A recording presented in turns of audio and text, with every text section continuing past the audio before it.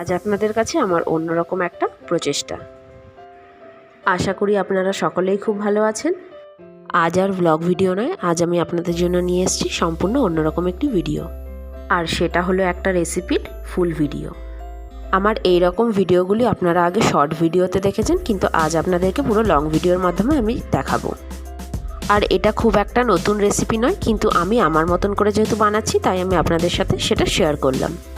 আর ভিডিওটা সবাইকে শেষ পর্যন্ত দেখার জন্য অনুরোধ রইল।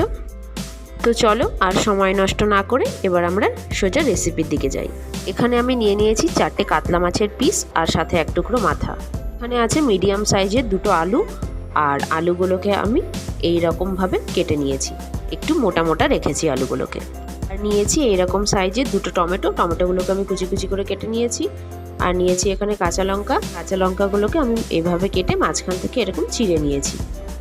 এখানে রয়েছে প্রতিদিনের রান্নায় ব্যবহার করা সমস্ত মশলাগুলি।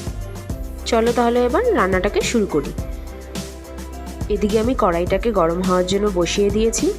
কড়াইটা গরম হতে হতে এদিকে আমি নুন হলুদ দিয়ে মাছটাকে মাখিয়ে নিয়েছি। কড়াই ভালোভাবে গরম হয়ে গেছে, এবার আমি এর মধ্যে দিয়ে দেব পরিমাণ মতো সরষের তেল। এরপর একে একে আমি মাছগুলোকে তেলের মধ্যে দিয়ে দিয়েছি। মাছগুলোকে এবার ভালো করে ভেজে নেব।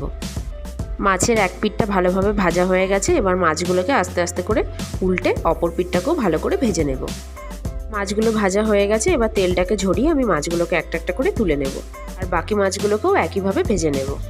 মাছ ভাজা তেলটার মধ্যেই আমি দিয়ে দেব কালো জিরা ফোড়ন। এরপর আমি তেলের মধ্যে দিয়ে দেব চিড়ে রাখা কাঁচা লঙ্কাগুলি। এবার আমি সমস্ত আলুগুলোকে এর মধ্যে দিয়ে দেব। এরপর আমি আলুগুলোর মধ্যে নুন হলুদ দিয়ে দিচ্ছি। এরপর ভালো করে নাড়াচাড়া করে নুন হলুদটাকে আলুর সঙ্গে ভালো করে মিশিয়ে নেব। আর আলুটা যাতে অল্প সেদ্ধ হয়ে যায় তাই জন্য ঢাকা দিয়ে দিয়েছি, আর গ্যাসটাকে এই সময় সিম করে দিয়েছি।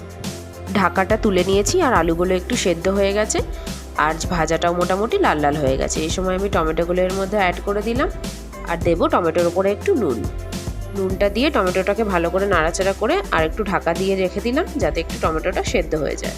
টমেটোটা সেদ্ধ হয়ে গেছে, এবার আমি এর মধ্যে একে একে গুঁড়ো মশলাগুলো অ্যাড করব। এখানে আমি দেবো একটু জিরে গুঁড়ো, দিলাম একটুখানি কাশ্মীরি মির্চ পাউডার, আর একটুখানি লাল লঙ্কার গুঁড়ো, আর দেবো সামান্য একটু চিনি। এবার সবগুলোকে ভালো করে মিশিয়ে নেব।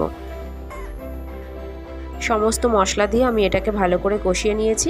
এবার আমি এর মধ্যে দিয়ে দেবো জলটা একটু বেশিই দেবো, ঝোলটা যাতে পাতলা হয়।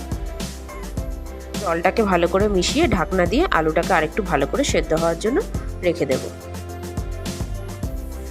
ঢাকা তুলে নিয়েছি, আর ঝোলটাও ফুটে গেছে, আলুগুলোও ভালোই সেদ্ধ হয়ে গেছে। ঠিক এই রকম অবস্থাতেই ঝোলটাকে আমি নামিয়ে নেব।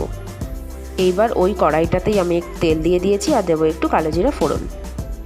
আর এবার আমি মাছ সমেত ঝোলটাকে কড়াইয়ের মধ্যে ঢেলে দেব। ঝোলটা ঢেলে দিয়েছি, আর সেটাকে ভালো করে মিশিয়ে নেব। এবার আমি মিডিয়াম ফ্লেমে ঢাকা দিয়ে এটাকে মোটামুটি 3-4 মিনিটের জন্য ফোটাবো। ঢাকা তুলে নিয়েছি, মাছটাও ভালো করে সেদ্ধ হয়ে গেছে, আর এবার কয়েকটা আলু আমি এই কড়াইয়ের মধ্যে এরকমভাবে গলিয়ে দেব, আর হালকা একটু ফুটিয়ে নেব। ব্যাস, তাহলেই রেডি হয়ে যাবে আমার মাছের ঝোল। কড়াই থেকে মাছের তরকারিটা আমি নামিয়ে নিয়েছি, আর এটা খাওয়ার জন্য এখন সম্পূর্ণ তৈরি হয়ে গেছে। খুবই কম মশলার মধ্যে এটা কিন্তু পাতলা একটা রেসিপি, আপনারা ট্রাই করতে পারেন। আপনারা আগেও হয়তো এই রেসিপিটা বাড়িতে বানিয়েছেন, কিন্তু আমি যেহেতু আমার মতো বানিয়েছিলাম তাই আপনাদের সাথে আমি সেটা শেয়ার করে নিলাম। আর আপনাদের কাছে অনুরোধ রইল, আপনারা এটা বাড়িতে বানিয়ে অবশ্যই দেখবেন, আর আমাকে কমেন্টের মাধ্যমে জানাবেন খেতে কীরকম হয়েছে। আর আজকের আমার এই রেসিপিটা যদি ভালো লাগে তাহলে অবশ্যই লাইক, কমেন্ট, শেয়ার করবেন, আর চ্যানেলটা যারা সাবস্ক্রাইব করেননি তারা চ্যানেলটাকে সাবস্ক্রাইব করে নেবেন। তাহলে সকলেই ভালো থাকবেন, সুস্থ থাকবেন। খুব শীঘ্রই দেখা হবে পরের আরেকটি নতুন ভিডিওতে।